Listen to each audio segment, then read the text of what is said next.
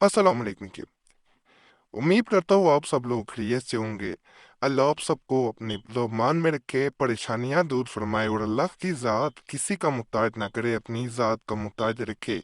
जो एक लफ्ज़ का मैं अमल बताऊंगा, यानी ये छोटा सा अमल है, कोई लंबा नहीं है। महबूब को मोहब्बत की आग में पसंद करना, जला देना, राख कर देना, ये उस मकसद के लिए है। और ये मोहब्बत की ऐसी आग होती है जो उसके तकब्बर, गुरूर, हर चीज को फना करके रख देती है। बाज इंसान इस हद तक अकड़ में होते हैं कि वो अपने सिवा किसी इंसान को इंसान समझती नहीं। वो यही समझते हैं कि उनसे बालातर कोई इंसान हो ही नहीं सकता।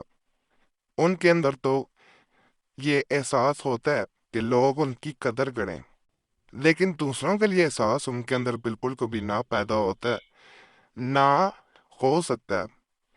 तो ऐसे जहाँ मामला तो जहाँ किसी इंसान को लग रहा हो कि कोई इंसान ठीक नहीं हो सकता और किसी सूरत उनकी तरफ माइल नहीं हो सकता, उनका तकब्बर ख़त्म नहीं हो सकता, उनके जो है वो ऐसे मामला जो उनका दिल दुखाते हैं वो बेहतरी की तरफ नहीं आ सकते।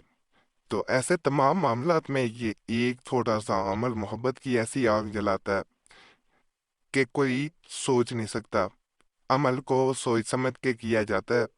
इस अमल को अगर तादाद बढ़ा के या दिन बढ़ा के किया जाए तो इसकी तपिश बर्दाश्त करना किसी इंसान के बस की बात नहीं रहती। दूसरा इंसान मोहब्बत में पागल भी हो सकता है और दीवानगी की हद इस हद तक बढ़ जाती है कि दूसरा इंसान ऐसे दौड़ में चला जाता है, ऐसे मामलात में फंस जाता है, या ऐसा कहा जाए कि उसकी सोचें एक जगह ऐसे पेवस्त हो जाती हैं कि वो पागलों जैसी हरकतें भी शुरू कर सकता है।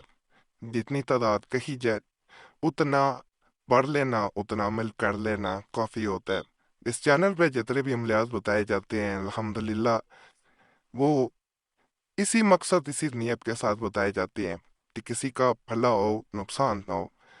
तो जहाँ पे कोई चीज़ नज़र आ रही हो वो भी बता दिया जाता है कि तादाद मुकर्रर करके पढ़ना बेहतर होता है।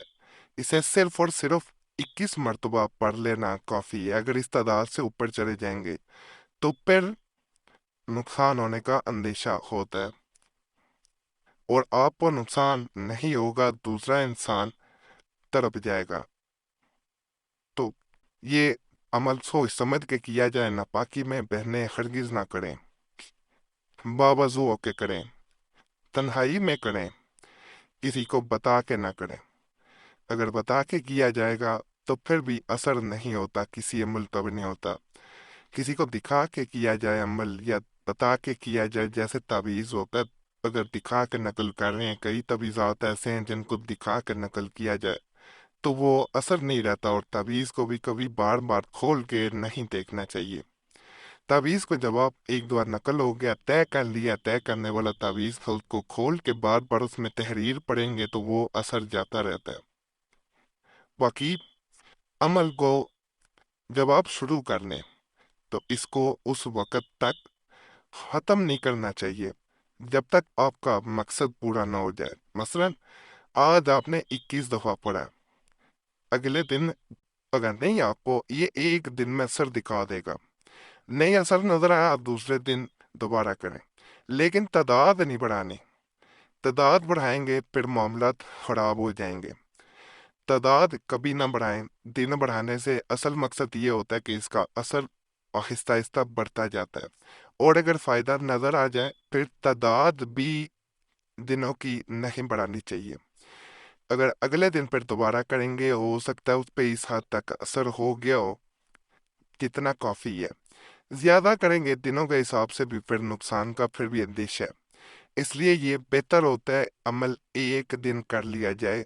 और इस अमल की एक खास बात यह है कि जब आप इसे कर लें, आपकी जितना भी आपकी ज़रूरत थी, आप चाहते थे कि इतने मोहब्बत काफ़ी है, इतना इंसान का आपकी तरफ मायल हो जाना काफ़ी था, तो इसको बेहतर होता है फिर वह आपने फलां के बाद शोध कहना, शोध, शीन बो दाल, پھر آپ نے 21 دفعہ ہی شود کہہ کے پڑھنا ہے ساتھ لگا کے. جب آپ پڑھیں گے اس کا اثر پھر کم ہونا شروع ہو جائے گا.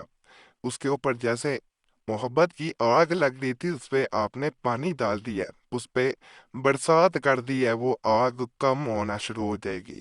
ایک دن کریں بہتری آئے پھر اگلے دن دوبارہ کریں. یہ میں اس کا حل بھی بتا رہا ہوں.